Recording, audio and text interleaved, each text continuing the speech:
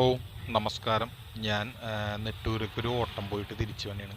അപ്പോൾ നമ്മുടെ നെട്ടൂരിൽ നിന്ന് തിരിച്ചു വരുമ്പോഴത്തേക്കും ലേമറടിയും കഴിഞ്ഞിട്ട് നമ്മുടെ കുണ്ടന്നൂർ പാലത്തിൻ്റെ അടുത്ത് ലെഫ്റ്റ് സൈഡിൽ ഞാനൊന്ന് ഒതുക്കിയപ്പോൾ ഇങ്ങനെ നിന്നപ്പോഴത്തേക്ക് രണ്ട് ഹിന്ദിക്കാരന്മാർ ഒരു കാർ പാർക്കിങ്ങിൻ്റെ ബോർഡ് വെച്ചിട്ടുണ്ട് അവിടെ നിൽക്കുന്നു.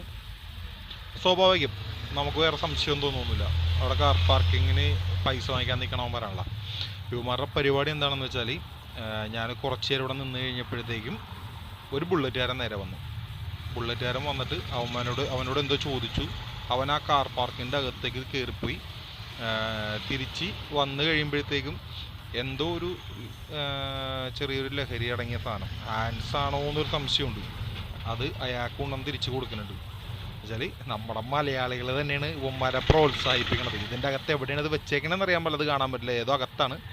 നമ്മളപ്പോൾ എന്താ പറയുക, അതിഥികളെ നമ്മളധികം പ്രോത്സാഹിപ്പിക്കാതിരിക്കുക. ഇങ്ങനെയുള്ള കൊള്ളറായ്മത്തരം കാണിച്ചിട്ട് ഇവന്മാർ ഇവിടെ ജോലിക്ക് വന്നിട്ട് ഇവിടെ ലഹരി വസ്തുക്കൾ കൊണ്ടുവന്ന് കച്ചവടം ചെയ്യുന്നതാണ്. നമ്മുടെ വരും തലമുറകളെ നാശത്തിലേക്ക് ആക്കിക്കൊണ്ടിരിക്കുകയാണ്.